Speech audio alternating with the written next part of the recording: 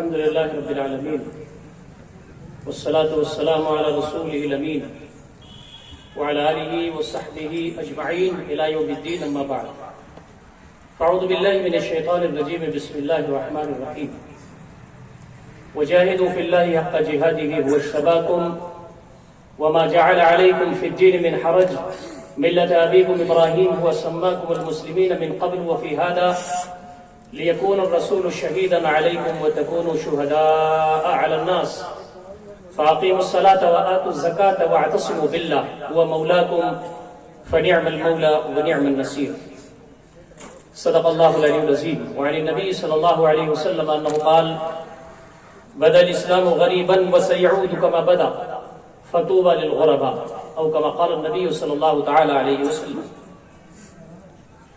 محترم امیر جماعت، محترم طیب جماعت، محترم امیر حلقہ، دیگر ذمہ داران حلقہ راجستھان، قابل احترام بزرگوں، نوجوان بھائیوں اور عفت مآب ماں اور بہنوں، السلام علیکم ورحمۃ اللہ وبرکاتہ.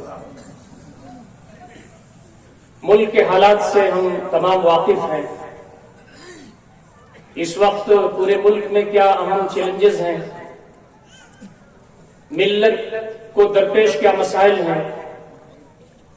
ہمارا شعور الحمدللہ اتنا بلند ہو گیا ہے کہ ہمارا بچہ بچہ ان سے واقف ہے. ملک کے اندر تعصب بڑھا ہوا ہے، مذہبی تعصب، خاص طریقے سے ایک خاص مذہب کے ماننے والوں کے ساتھ نفرتیں بڑھی ہوئی ہیں. لباس پہننا، مذہبی عبادات پر عمل کرنا کچھ لوگوں کو کھٹکتا ہے. مشکل ہو گیا ہے اپنے تشخص کے ساتھ اس ہندوستان کے اندر رہنا. انسانیت سوز واقعات اس ملک میں ہو رہے ہیں. آدمی کو کہیں تنہا دیکھ کے اسے مارنا اور پیٹنا، بسا اوقات اس کی جان لے لینا. یہ صرف مسلمانوں کے ساتھ نہیں ہے بلکہ اس ملک کے عام باشندوں کے ساتھ بھی یہ چیز چل رہی ہے. یہ ملک جس کو آزاد کرنے والوں نے یہ خواب دیکھا تھا کہ یہ ملک سیکولر ہوگا، ڈیموکریٹک ہوگا، سارے مذاہب کو پھلنے پھولنے کا موقع ملے گا، یہاں سارے ہی شہریوں کے ساتھ یکساں برتاؤ کیا جائے گا، یہاں پر مل جل کر کے رہنے کا سلیقہ سیکھا جائے گا، لوگوں کے دکھ اور درد میں شرکت کی جائے گی، ہندو مسلم سکھ عیسائی سب مل کر کے اس ملک کی ترقی کے لیے کام کریں گے. وہ ملک آج نفرتوں کا شکار ہو گیا، تعصبات بڑھ گئی. اور جو لوگ یہ کام کر رہے ہیں ہم تو صرف یہی کر سکتے ہیں، ان کے لیے دعا کر سکتے ہیں کہ اللہ رب العزت کی جو تعلیمات ہیں، الہی تعلیمات، جب بندہ ان سے ہٹتا ہے تو پھر وہ نہ جانے کہاں کہاں جاتا ہے. آج جو انسانیت سوز واقعات ہو رہے ہیں، آدمی کا مذہب کچھ ہو، اس کی زبان کچھ ہو، اس کا کلچر کچھ ہو، اس کی تہذیب کچھ ہو، لیکن انسانیت کے ناطے اس کے اندر پیار ہونا چاہیے، محبت ہونا چاہیے، ہمدردی ہونی چاہیے، ایک دوسرے کے دکھ درد میں شرکت ہونی چاہیے. لیکن جب آدمی الہی تعلیمات سے دور ہوتا ہے، جب اللہ رب العزت کے سامنے سینس آف رسپانسبلٹی ختم ہو جاتی ہے، جواب دہی کا احساس ختم ہو جاتا ہے، تو بندہ شدر بے مہار ہو جاتا ہے، جو چاہتا ہے کرتا ہے. آج ہم دیکھتے ہیں کہ انسان نہیں حیوان ہو گیا. آدمی یہ سمجھتا ہے کہ جو کچھ ہے وہی ہے، اس کا کوئی حساب لینے والا نہیں. دین اسلام کا یہ امتیاز ہے کہ اللہ رب العزت نے اپنے انبیاء کے ذریعے اور سب سے آخر میں نبی اکرم صلی اللہ علیہ وسلم کے ذریعے ہم کو یہ بتایا گیا کہ انسانوں، تم سب ایک ماں باپ کی اولاد ہو، تم سب برابر. یا ایھا الناس انا خلقناکم من ذکر وانثى وجعلناکم شعوبا وقبائل لتعارفوا ان اکرمکم عند اللہ اتقاکم. ایک ماں سے، ایک باپ سے تم پیدا کیے گئے. ایک ہندو کا، ایک سکھ کا، ایک عیسائی کا، ایک مسلمان کا خون اگر لیب میں دے دیا جائے اور اس سے یہ پوچھا جائے کہ انہیں بتاؤ کہ کن کن کا خون ہے، تو کہے گا کہ میں ان کے بارے میں نہیں بتا سکتا کہ کس کا ہندو کا ہے، کس کا سکھ کا ہے، کس کا عیسائی کا ہے. یہ سب خون انسانوں کا ہے.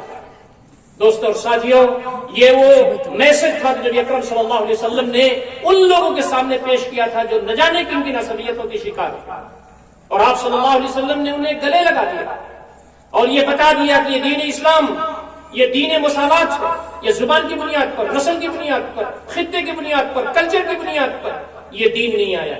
یہ دین اپنے خالق کو ماننے اور اس کی تعلیمات کو دل سے لگانے کی بنیاد پر آیا ہے۔ اسی لیے ایک ایسا شخص جو نبی اکرم صلی اللہ علیہ وسلم کا سگا چچا تھا، اس کے رگوں میں وہی خون دوڑ رہا تھا جو نبی اکرم صلی اللہ علیہ وسلم کے رگوں میں دوڑ رہا تھا، لیکن وہ شخص رد درگاہ ہو گیا، جہنم میں چلا گیا۔ دنیا نے دیکھا کہ جب تک دنیا اس زمین پر دنیا آباد رہے گی، قیامت تک لوگ پڑھتے رہیں گے، تب جدا بالحبی و تب ما اغنى عنه ماله ما کسب۔ نبی اکرم صلی اللہ علیہ وسلم کا سگا چچا ہونے کے باوجود اس نے آپ کی بات نہیں مانی، اللہ تعالیٰ کے احکامات کی تعمیل نہیں کی، تو وہ جہنم میں چلا گیا۔ اور وہ وقت بھی دنیا نے دیکھا۔ آج بھی جب ہم اس کا تذکرہ کرتے ہیں تو ہمیں خوشی ہوتی ہے کہ ایک شخص جس کی زبان نہیں ملتی، جس کا رنگ نہیں ملتا، جس کی نسل نہیں ملتی، جس کا خطے زمین نہیں ملتا، نبی اکرم صلی اللہ علیہ وسلم کے قریب ہوتا ہے، بلکہ آپ کے دل میں اتر جاتا ہے۔ جب آپ معراج سے واپس آتے ہیں تو کہتے ہیں بلال وہ کون سا عمل ہے کہ جب میں جنت کی سیر کو گیا تو کیا دیکھتا ہوں کہ تمہارے قدموں کی آواز میرے آگے آگے چلتی۔ حضرت بلال روتے ہیں اور کہتے ہیں سیدنا کوئی خاص عمل نہیں ہے جو میں کرتا ہوں، جو عام صحابہ کرتے ہیں وہی کرتا ہوں، بس اتنی بات ہے کہ جب میں وضو کرتا ہوں تو 2 رکعت نفل پڑھ لیتا ہوں۔ یہ وہ پیغام ہے جو اس دیش کو بچانے والا ہے، یہ وہ پیغام ہے جو عصبیتوں کو، نفرتوں کو تار تار کرنے والا ہے۔ ہماری ذمہ داری یہ بنتی ہے کہ اس رخ پر ہم آگے بڑھیں۔ آج ایک دباؤ ہے خاص مذہب اور کلچر کو اپنانے کا۔ اس ملک میں دھیرے دھیرے وہ لوگ آگے بڑھ رہے ہیں جو چاہتے ہیں کہ خاص کلچر اس دیش میں آئے، خاص رسم و رواج اس دیش میں آئے، یونیفارم سول کوڈ اس ملک میں آئے۔ ان ساری چیزوں کے لیے ساری چیزیں تیار ہو رہی ہیں، حالات بنائے جا رہے ہیں۔ دین اسلام نے کہا کہ آپ کسی بھی انسان کو فورس نہیں کر سکتے کوئی خاص مذہب قبول کرے۔ لا اکراہ فی الدین قد تبین الرشد من الغی۔ انسان کو عقل دی گئی ہے، سوچ سمجھ کی صلاحیت دی گئی ہے، آنکھیں دی گئی ہیں، کان دیے گئے ہیں اس لیے کہ وہ سوچے اور غور کرے کہ یہ کائنات ایسے ہی پیدا ہو گئی یا اس کا کوئی خالق ہے۔ دیکھیں کہ جو کچھ مذاہب پائے جاتے ہیں اس میں اس کی آتما کی شانتی کے لیے اور اس کے اطمینان قلبی کے لیے، سکون دل و جان کے لیے کیا سامان اس کے اندر موجود ہے، اور وہ ہدایت الہی کی طرف آئے۔ تو اسی لیے فرمایا گیا ہے کہ لا اکراہ فی الدین، دین میں کوئی زور زبردستی نہیں ہے۔ نبی اکرم صلی اللہ علیہ وسلم کو کہا گیا کہ آپ فورس کے ساتھ کسی کو اسلام کی طرف دعوت نہیں دے سکتے، قبول نہیں کروا سکتے۔ انما انت مذکر لست علیہم بمسیطر، آپ کا کام اللہ رب العزت کے دین کی یاد دہانی کرنا ہے، پہنچانا ہے۔ آپ داروغہ نہیں ہے کہ بزر قوت لوگوں کو مسلمان بنا دیں۔ تو یہ کام جو اس وقت پوری دنیا کے لیے میسج ہے، خاص طریقے سے ہمارے ہندوستان کے لیے ہے کہ جو چاہے مذہب اختیار کرے، اپنے مذہب پر چلے، اور ہمارے دستور نے یہ بات واضح کر دیا ہے کہ مذہب پر چلنے کا، اس پر عمل کرنے کا، پرچار اور پرسار کا، اور کسی کو اگر خاص مذہب پسند آ جائے کوئی تو اپنے مذہب کے پریورتن کا اسے حق اختیار حاصل ہے۔ تو یہ فطرت کی آواز ہے کہ آدمی کو یہ اختیار ہونا چاہیے کہ وہ جو مذہب چاہے اسے قبول کرے۔ اسی لیے دین اسلام نے کہا ہے کسی بھی مذہب کے لوگوں کو برا بھلا نہ کرو۔ اسی لیے دین اسلام نے کہا ہے کہ دیوی اور دیوتاؤں کو برا بھلا نہ کرو۔ وَلَا تَسُبُّوا الَّذِينَ يَدْعُونَ مِن دُونِ اللَّهِ فَيَسُبُّوا اللَّهَ عَدْوًا بِغَيْرِ عِلْمٍ۔ اے صحابہ، تم ان دیوی دیوتاؤں کو برا بھلا نہ کہو، یہ معبودان باطل ہیں، لیکن پھر بھی انہیں برا بھلا نہ کہو، اس لیے کہ اللہ رب العزت کو برا بھلا کہنا شروع کر دیں گے لا علمی کی بنیاد پر۔ ہمارا دین جو سکھاتا ہے وہ تمسو سکھاتا ہے، وسیع ظرفی سکھاتا ہے، انسانیت کو گلے لگانا سکھاتا ہے، مذہب کی بنیاد پر سب کا احترام کرنا سکھاتا ہے، اور ایک ایسا ماحول بنانا چاہتا ہے جس میں یہودی بھی رہ سکیں، جس میں عیسائی بھی رہ سکیں، جس میں سارے مذاہب کے لوگ بھی رہ سکیں۔ ہمارے سامنے اس کی مثالیں بہت واضح ہیں۔ بندہ جب کسی انسان کو قتل کرتا ہے، جب اس کی گویا کی عزت کو پامال کرتا ہے اور اس زمین پر خون بہاتا ہے، تو اللہ رب العزت کو جلال آ جاتا ہے، چاہے وہ ہندو ہو، چاہے وہ مسلم ہو، چاہے وہ سکھ ہو، عیسائی ہو یا ناستک ہو۔ اسی لیے قرآن نے یہ کہا ہے من قتل نفسا بغیر نفس وفساد فی الارض فکانما قتل الناس جميعا ومن احیاها فکانما احیا الناس جميعا۔ ایک انسان کا قتل، چاہے وہ ہندو ہو، چاہے مسلمان ہو، چاہے وہ سکھ ہو، چاہے یا عیسائی ہو، ایک انسان کا قتل پوری ہیومینٹی کا قتل کرنا، ایک انسان کو بچانا پوری انسانیت کو بچانا۔ من قتل نفسا بغیر نفس وفساد فی الارض فکانما قتل الناس جميعا۔ آج جو خون بہتا ہے، کسی کا بھی خون بہ رہا ہو، دین اسلام کی تعلیمات یہ ہیں کہ اس تک ہمیں پہنچنا چاہیے، اسے ہمیں بتانا چاہیے کہ تمہیں جو کام تم کر رہے ہو یہ نامناسب کام ہے۔ تو آج کے اس ماحول کو جو ہندوستان میں برپا ہے، اس کو ٹھیک کرنے کی ذمہ داری ان لوگوں کی ہے جن کے پاس الہی تعلیمات موجود ہیں۔ ہمارے پاس اللہ کے فضل سے قرآن مجید موجود ہے، نبی اکرم صلی اللہ علیہ وسلم کی تعلیمات موجود ہیں. ہماری ذمہ داری یہ بنتی ہے کہ پیار کے ساتھ، محبت کے ساتھ، اخلاق و کردار کے ساتھ ہم تمام بندگان خدا تک پہنچیں اور انہیں بتائیں کہ اخلاق کیا ہوتا ہے، کردار کیا ہوتا ہے، لوگوں کے ہم کام آئیں، لوگوں کی غلط فہمیوں کو ہم دور کریں اور لوگوں کے جس حد تک بھی چاہیں، جس حد تک بھی ہو سکے ان کے درمیان پیار و محبت کو ہم فروغ دیں. قرآن صاف صاف کہتا ہے وَقُولُوا لِلنَّاسِ حُسْنًا، لوگوں کو اچھی باتیں بتاؤ اور لوگوں کے ساتھ اچھا رویہ تم رکھو. نبی اکرم صلی اللہ علیہ وسلم فرماتے ہیں خیر الناس، پورے لوگوں میں سب سے بہترین وہ ہے انفعہم للناس، جو لوگوں کو فائدہ پہنچانے والا ہے. ہماری شخصیت اس ملک میں ایسی ہونی چاہیے جو پیار کی ہو، محبت کی ہو، اخلاق و کردار کی ہو. ہماری شخصیت اس ملک میں ایسی ہونی چاہیے جو لوگوں کے مسائل سے دلچسپی رکھتی ہو. ہماری شخصیت اس ملک میں ایسی ہونی چاہیے جو لوگوں کے کام آنے والی شخصیت ہو. ہماری شخصیت اس ملک میں ایسی ہونی چاہیے کہ اس ملک میں نفرتوں کے خلاف کھڑے ہوں، لوگوں کو گلے لگانے والے ہوں، لوگوں کے مسائل سے دلچسپی رکھنے والے ہوں، اس دنیا، اس ہندوستان کے اندر ماحول کو خوشگوار کرنے والے ہوں. اور یہ سارا کام اس لیے کرتے ہیں کہ اللہ رب العزت سے خوش ہوتا ہے، زندگیوں میں شگفتگی لاتا ہے. مرنے کے بعد اللہ رب العزت کے ہاں ہمارے لیے درجے بلند ہے. دوستو اور ساتھیوں، یہ ملک کی جو صورتحال ہے انشاءاللہ ہمارے آنے والے جو مقررین ہیں اس کو تفصیل کے ساتھ آگے وہ دیکھیں گے. ملت کی جو صورتحال ہے اس میں سب سے اہم رول یہ ہے کہ وہ امت جس کو نبی اکرم صلی اللہ علیہ وسلم نے برپا کیا تھا، جس کے بارے میں کہا گیا تھا کنتم خیر امۃ اخرجت للناس، جس کے بارے میں کہا گیا تھا وجعلناکم امۃ وسطا لتکونوا شہداء علی الناس ویکون الرسول علیکم شہیدا. تمہارا کام اس زمین میں بھلائیوں کا فروغ، تمہارا کام اس زمین میں برائیوں سے روکنا، تمہارا کام اس زمین میں شہادت علی الناس کی ذمہ داری ہے، شہادت حق کی ذمہ داری ہے تمہاری اس ملک میں. اس امت کا حال کیا ہے؟ اس امت کی صورتحال یہ ہے کہ یہ اپنے دین سے ذرا دور ہے، جو اس کا منصب فرض منصبی ہے اس سے دور ہے.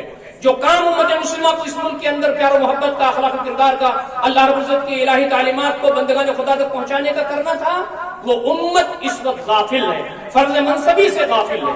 اور صورتحال یہاں ہے کہ جب کوئی غیر مسلم بھائی، جب کوئی ہندو بھائی، سکھ بھائی، عیسائی بھائی، کوئی بھی انسان اس ملک کے اندر جب وہ دیکھتا ہے مسلمانوں کو تو اسلام کو سمجھنے کی کوشش کرتا ہے. آج ہماری جو صورتحال ہے مسلکی تعصب کی، وہ ناگفتہ بے ہے. آج اس اجلاس میں جبکہ جماعت اسلامی سے قریب لوگ بھی شریک ہیں اور وہ لوگ بھی جو جماعت اسلامی کو یہاں سمجھنا اور جاننا چاہتے ہیں وہ بھی شریک ہیں. میں یہ بات آپ کو بتانا چاہتا ہوں کہ جماعت اسلامی ہند دین اسلام کی ترجمانی کرتی ہے. جماعت اسلامی ہند ایک پلیٹ فارم ہے جو بتاتی ہے کہ ہم تمام اتحاد و اتفاق کے ساتھ کام کرنے کے لیے نکلے ہیں. ہمارا اللہ ایک ہے، ہمارا رسول ایک ہے، ہمارا کلمہ ایک ہے، ہماری شریعت ایک ہے، ہم ایک ہیں. ہذه امتکم امۃ واحدہ وانا ربکم فاعبدون. تم جو کلمہ گو ہو، ایک اللہ کے، ایک رسول کے، آخرت کا جو نظریہ ہے وہ تمہارا نظریہ ہے، تمہاری صفوں میں اتحاد پیدا ہونا چاہیے. یہ جو مسلکی تشدد ہے، تعصب ہے، یہ ہماری امت کے اندر انتشار پھیلاتے ہیں. ہمارے جو ائمہ تھے یہ سارے کے سارے ہمارے لیے احترام کے لائق ہیں. یہ اپنے وقت کے عبقری شخصیات تھے، انہوں نے اپنے زمانے میں فتوے دیے، لیکن ہم تمام کی ذمہ داری ہے کہ ان سے ہم فائدہ اٹھائیں، گھرودے نہ بنائیں، اپنے اپنے مسلک کی بنیاد پر ہم اپنے گویا کی جماعتیں الگ نہ بنائیں. اسی لیے کہا گیا ہے کہ اللہ رب العزت نے تمہارا نام مسلمان رکھا ہے. تو حنفی، دیوبندی، بریلوی، شافعی، شیعہ، سنی، مقلد، غیر مقلد کا تمہارا ٹائٹل یہ بعد میں لگا ہے. نبی اکرم صلی اللہ علیہ وسلم نے یہ ٹائٹل نہیں لگایا، یہ ٹائٹل خلفائے راشدین نے نہیں لگایا، یہ صحابہ کرام نے نہیں لگایا، قرون اولیٰ کے درمیان یہ ٹائٹل موجود نہیں تھا. یہ تو بہت بعد کے پیریڈ میں آیا ہے. یہ فائدہ اٹھانے کے لیے تھا، یہ وجہ امتیاز نہیں تھا، یہ تعصب کے لیے نہیں تھا. اسی لیے فرمایا گیا ہوا سماکم المسلمین، اس نے تمہارا نام مسلمان رکھا ہے، من قبل وفی ھذا، اس سے پہلے بھی اور اس شریعت میں بھی تمہارا نام مسلمان رکھا گیا ہے تاکہ تم اپنا کام کرو. تمہارا کام بندگان خدا کی خدمت ہے، اللہ کا پیغام پہنچانا ہے، شہادت حق کی ذمہ داری تمہیں ادا کرنا ہے. یہ کام کرنے کے ساتھ ساتھ واعتصموا بحبل اللہ جميعا ولا تفرقوا، اپنی صفوں میں تم اتحاد پیدا کرو. اور یہ بات بتائی گئی کہ تم ان ساری چیزوں کی وجہ سے دور نہ ہو، بلکہ یہ کہا گیا کہ ایک مسلمان دوسرے مسلمان کا بھائی ہے. المسلم من سلم المسلمون من لسانه ويده، جو اس کے ہاتھ سے اس کی عزت، اس کی آبرو محفوظ ہو، دوسرے مسلمان کا دوسرے مسلمان پر یہ حق ہے. آپ صلی اللہ علیہ وسلم فرماتے ہیں مثل المؤمنین فی توادهم وتراحمهم كمثل الجسد الواحد اذا اشتكى منه عضو تداعى سائر الجسد بالسهر والحمى. مسلمانوں کی مثال ایک جسم کے مانند ہے کہ اگر جسم کا کوئی عضو پریشانی میں ہوتا ہے تو پورا جسم پریشانی میں ہوتا ہے. مشرق بعید کے کسی مسلمان کے اگر تلوے میں کانٹا چبھتا ہے تو مغرب بعید کے دوسرے مسلمان کے دل کی دھڑکن کو تیز ہو جانا چاہیے. تب تو اسلام ہے، تب تو ایمان ہے، ورنہ ایمان نہیں ہے. آج ہمارے صفوں میں کیا ہے؟ جماعت اسلامی ہند اللہ کا فضل و کرم ہے، اس ملک کے اندر عصبیتوں سے پاک ایک ایسا پلیٹ فارم ہے جو اتحاد و اتفاق کا پلیٹ فارم ہے. حنفی بھائی جماعت اسلامی کے اندر موجود ہیں، اپنے مسلک پر رہتے ہوئے متحدہ پلیٹ فارم پر موجود ہیں. یہاں پر شافعی بھائی اپنے مسلک پر رہتے ہوئے متحدہ پلیٹ فارم پر موجود ہیں. یہاں پر اہل حدیث بھائی اپنے مسلک پر رہتے ہوئے جماعت اسلامی کے اندر متحدہ پلیٹ فارم پر موجود ہیں. اس لیے کہ ہمارا اللہ ایک ہے، ہمارا رسول ایک ہے، ہمارا دین ایک ہے، ہماری شریعت اس لیے ایک ہے. اپنی صفوں میں ہمیں اختلاف نہیں کرنا چاہیے. اقیموا الدین ولا تتفرقوا فیہ. مجھے یہ کہتے ہوئے بڑی خوشی ہو رہی ہے کہ جماعت اسلامی کے امیر حنفی مسلک سے ہیں. مجھے یہ کہتے ہوئے خوشی ہو رہی ہے کہ جماعت اسلامی کے قیم جماعت شافعی مسلک کے ہیں. اور یہ خاک صاحب جو آپ کے سامنے تقریر کر رہا ہے یہ اہل حدیث مسلک کا ہے. یہ جو گلدستہ ہے جماعت اسلامی میں یہ بتاتا ہے کہ ہمارا جو دین ہے وہ واعتصموا بحبل اللہ جميعا ولا تفرقوا کا ایسا منظر پیش کرتا ہے کہ یہاں پیار ہے، یہاں محبت ہے، یہاں اپنائیت ہے، یہاں دلوں میں گنجائش ہے. یہاں مل جل کر کے اس جہاں کو بہتر بنانا ہے، ہندوستان کو بہترین ہندوستان بنانا ہے. آخری بات جو آپ کے سامنے کہہ سکتا ہوں، میرا وقت ختم ہو رہا ہے، وہ یہی بات ہے کہ آج ہمارا جو ملک ہے اس میں ہماری ذمہ داری ایک اخلاق و کردار کے ساتھ کام کرنے والوں کی ہے. امت مسلمہ کو جب کوئی دیکھے تو اس سے متاثر ہو، دیکھ کر کے سمجھ کر کے ان کی باتوں کو سن کر کے دین اسلام کی طرف آئے. ہمارے ہاں نہ جانے کیا کیا چیزیں ہیں، کیا کیا چیلنجز ہمارے داخلی ہیں. رسم و رواج ہمارا داخلی چیلنج ہے، عدم اتفاق ہمارا داخلی چیلنج ہے، خواتین کے ساتھ اچھا برتاؤ نہ کرنا یہ ہمارا داخلی چیلنج ہے. میں چونکہ خواتین بڑی تعداد میں یہاں موجود ہیں، میں آخری بات انہی کے حوالے سے کہنا چاہتا ہوں کہ ہم جو امت مسلمہ ہیں تو سارے مختلف فکر کا احترام کرنا ہوگا. ہمارے بزرگ قیمتی ہیں، نوجوانوں کا احترام ہمارے پاس ہونا چاہیے. خواتین کے سلسلے میں نبی اکرم صلی اللہ علیہ وسلم نے فرمایا کہ جب تک تم انہیں بیدار نہیں کرو گے، اچھی تعلیم و تربیت انہیں نہیں دو گے، ان کو عزت و وقار نہیں دو گے، ان کے میدان میں ان کو کام نہیں دو گے، تب تک اللہ رب العزت کا دین اس زمین پر پھیلے گا نہیں اور اس کے مظاہر سامنے نہیں آئیں گے. آپ کو معلوم ہے کہ مختلف مذاہب میں جو عورتوں کے ساتھ سلوک ہے اسے یہاں بیان کرنے کی ضرورت نہیں ہے. نبی اکرم صلی اللہ علیہ وسلم اس دنیا میں تشریف لائے تو آپ کے زمانے میں تو لڑکیاں زندہ دفن کر دی جاتی تھیں. جو بیوی ہوتی تھی باپ کے مرنے کے بعد وہ ترکے میں تقسیم کر دی جاتی تھی. عورت کی کوئی سے نہیں تھی تو گھر میں خادمہ اور داشتائیں بن کر کے رہتی تھیں. نبی اکرم صلی اللہ علیہ وسلم اس دنیا میں تشریف لائے تو آپ نے فرمایا کہ یہ جو عورتیں ہیں، یہ جو خواتین ہیں، اللہ رب العزت نے ان کو عظمت دی ہے، عزت دی ہے، احترام دی ہے. فرمایا کہ یہ بیٹی جب پیدا ہوتی ہے کسی کے گھر میں تو رحمت کے فرشتے اس کو گھیر لیتے ہیں. لڑکا پیدا ہوتا ہے تو رحمت کے فرشتے گھیرتے ہیں کہ نہیں، اس پر حدیث نہیں ہے، لیکن جب لڑکی پیدا ہوتی ہے تو رحمت کے فرشتے گھر کو گھیرتے ہیں کہ کمزور پیدا ہوئی ہے اور اس کی رعایت ہونی چاہیے. دوستوں اور ساتھیوں، یہ بچی جب گھر میں پیدا ہوتی ہے تو اللہ رب العزت کی رحمت آتی ہے. آپ صلی اللہ علیہ وسلم نے ایک صحابی سے فرمایا کہ 3 بچیوں کی اگر تعلیم و تربیت کرو، تہذیب سکھاؤ، اچھی شادی کر دو تو تمہارے لیے جنت ہے. دوسرے نے پوچھا 2 تو آپ نے کہا اس کے لیے بھی. ایک صحابی نے کہا کہ 1 لڑکی ہو تو فرمایا کہ 1 لڑکی کو بھی جنت مل جائے گی. آپ سوچیں کہ وہ معاشرہ اور سماج جو بچیوں کو وجہ ذلت سمجھتا تھا، جب بچی گھر میں پیدا ہونے لگی تو وجہ عزت و شرف سمجھنے لگا. بچیوں کو پالنا، ان کی پرورش کرنا، گھروں میں ان کے لیے دعائیں کرنے کا معاملہ شروع ہو گیا. آج کے ہمارے اس سماج کے اندر بھی بچیاں جب پیدا ہوتی ہیں تو ہمارا چہرہ جھک جاتا ہے. لڑکا پیدا ہوتا ہے تو محلے کو پتہ چل جاتا ہے، لڑکی پیدا ہوتی ہے تو بہت دیر میں اطلاع ہوتی ہے. نبی صلی اللہ علیہ وسلم فرماتے ہیں کسی گھر میں جب لڑکے کے ساتھ وہی برتاؤ ہو جو لڑکی کے ساتھ ہے، لڑکی اور لڑکے میں فرق نہ ہو، اچھی تعلیم و تربیت دی جائے، وہ گھر جنت نشان بنتا ہے. اس کے ماں باپ کو جنت میں جانے کا سامان ملتا ہے. نبی اکرم صلی اللہ علیہ وسلم جو آخری پیغمبر ہیں، دنیا کو یہ میسج دیا گیا ہے کہ دھرتی دنیا تک کے جو امام ہیں، پیغمبر ہیں، دیکھو ان کے کوئی لڑکے نہیں ہیں، ان کے لڑکیاں ہی لڑکیاں ہیں. تم دیکھ لو کہ اگر وجہ عزت و شرف لڑکا ہوتا تو اللہ رب العزت اپنے حبیب کو لڑکوں سے نوازتے اور ان کو آگے بڑھنے کا موقع دیتے، جوان ہوتے، بڑے ہوتے. نبی اکرم صلی اللہ علیہ وسلم کے 3 نرینہ اولاد ہوئے، بچپن میں ان کا انتقال ہو گیا. ما کان محمد ابا احد من رجالکم ولکن رسول اللہ وخاتم النبیین. یہ تمہارے جو نبی ہیں، یہ تمہارے مردوں میں سے کسی کے باپ نہیں ہیں، یہ تو رسول خدا ہے، خاتم الانبیاء. آپ صلی اللہ علیہ وسلم کو لوگ تانا دیتے تھے کہ ان کی تو جڑ کٹ گئی ہے، ان کا تو کوئی بیٹا ہی نہیں ہے. اللہ رب العزت نے فرمایا میرے حبیب پریشان آپ نہ ہو، یہ میری حکمت ہے، دنیا کو پیغام دینا ہے کہ لڑکیوں کو رتبہ بلند کرنا ہے۔ آپ کو صرف لڑکی دی گئی ہے، جن کو 10 لڑکے دیے گئے ہیں ان پر دنیا لعنت بھیجے گی، ان کو یاد کرنے والا نہیں ہوگا، اور آپ کا یہ حال ہوگا میرے حبیب کہ سیکنڈ کا لاکھواں حصہ ایسا نہیں گزرے گا کہ پوری دنیا سے درود و سلام کی بارش آپ کے روزے پر راہ ہوتی ہے۔ یہ ہے نبی اکرم صلی اللہ علیہ وسلم کا خواتین کے سلسلے پیغام۔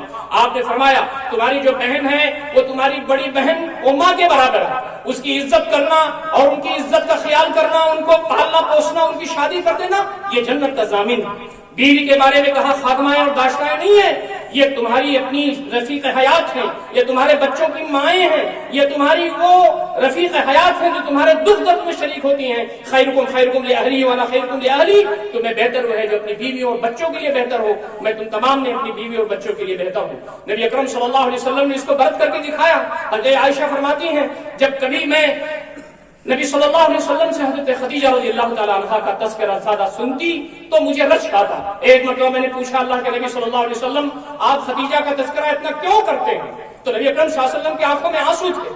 آپ نے کہا عائشہ تم کو کیا معلوم، دنیا نے جب مجھے دھتکارا تو اس نے مجھے تسلی دی، دنیا نے جب مجھے اسباب زندگی اپنے پاس رکھ لیے تو اس نے مال و دولت کے دہانے کھول دیے، دنیا نے جب مجھے تسلیم نہیں کیا تو مرد و عورتوں میں سب سے پہلے اس نے اسلام قبول کیا، اس سے موتی جیسے میرے بچے تھے۔ اس کی زندگی یہ تھی کہ میں کہیں بھی سنگ لاخ زمین پر چل رہا ہوں، جب میں گھر میں آتا تھا تو میرے پشت وہ کھڑی ہوتی تھی۔ تو نبی اکرم صلی اللہ علیہ وسلم نے اپنی بیویوں کے ساتھ جو برتاؤ کیا وہ عظیم ہے، یہی وہ رتبہ ہے خاتون جنت کا، یہی وہ رتبہ ہے بیوی کا جس کو اسلام نے اتنا اوپر اٹھایا کہ ایک مرتبہ حضرت جبریل علیہ السلام تشریف لائے تو کہا کہ نبی اکرم صلی اللہ علیہ وسلم خدیجہ کہاں ہیں؟ تو آپ نے فرمایا وہ گھر کے اندر ہیں۔ تو حضرت جبریل نے کہا کہ آپ حضرت خدیجہ کو یہ بتا دیجئے کہ اللہ رب العزت نے ان کو سلام بھیجا۔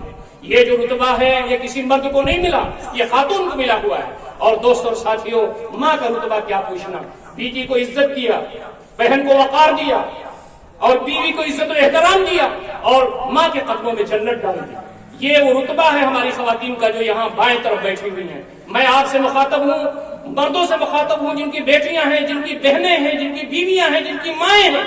جو مائیں ہیں ان کے قدموں میں بیٹھیے، ان سے باتیں کیجیے، جو اس دنیا سے چلی گئی ان کے لیے دعا کیجیے، آپ صدقے جاریہ ہیں۔ یاد رکھیے ان خواتین کی ذمہ داری یہ بنتی ہے کہ گھر کے اندر اچھی تربیت کریں، نئی نسل کو تیار کریں۔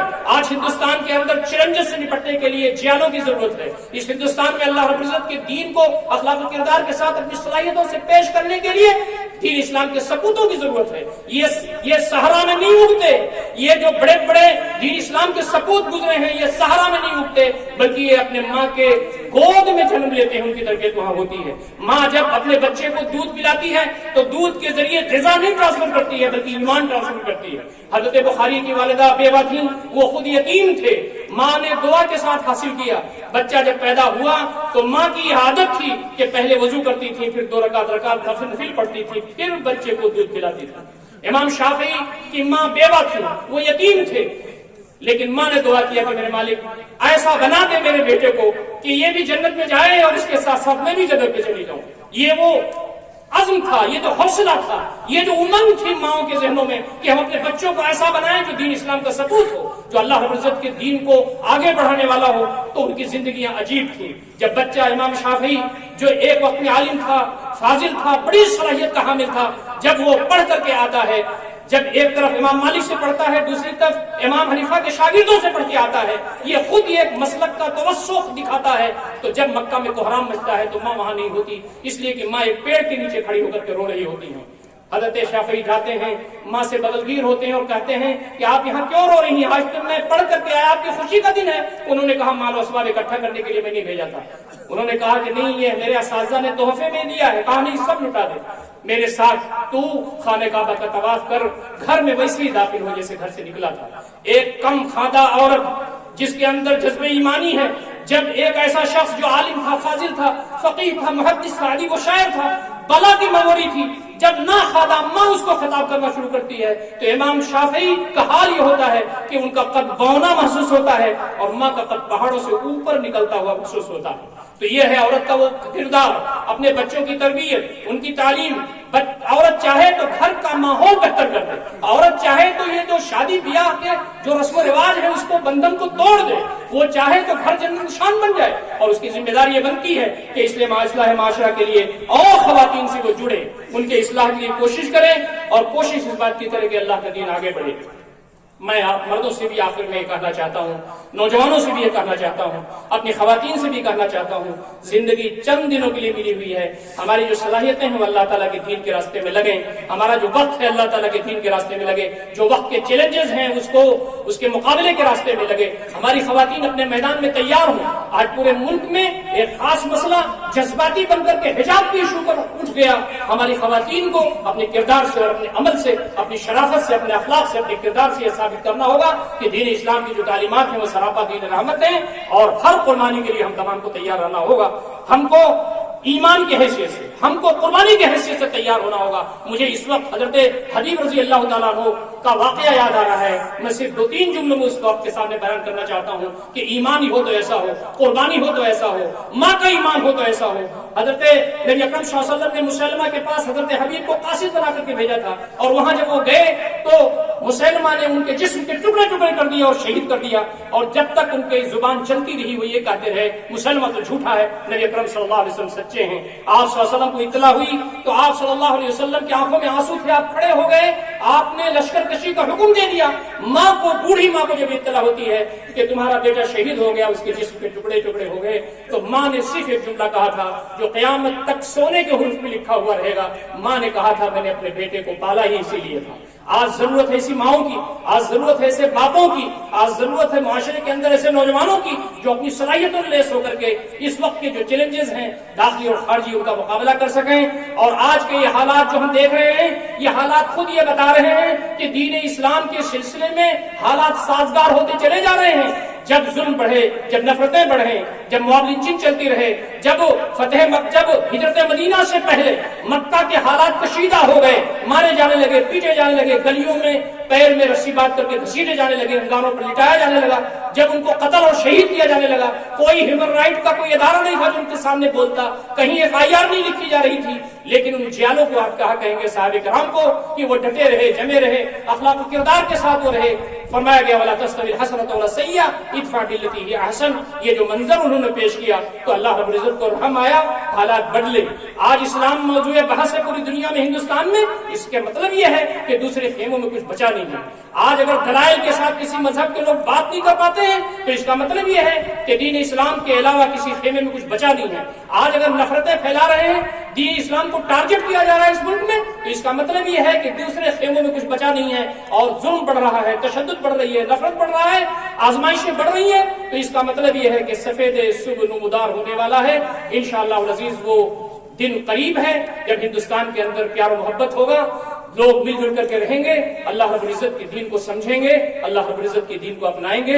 ہم تمام دعا کریں کہ اللہ رب العزت کو دین ہماری آنکھوں کے سامنے آ جائے، اللہ رب العزت ہمارے تمام کو جو بھی صلاحیتیں ہیں اس کو اللہ تعالیٰ کے راستے میں لگانے کی توفیق بخشے، جو چیلنجز ہیں ان کا مقابلہ کرنے کی توفیق دے، خواتین کو تیار کرنے کی توفیق دے۔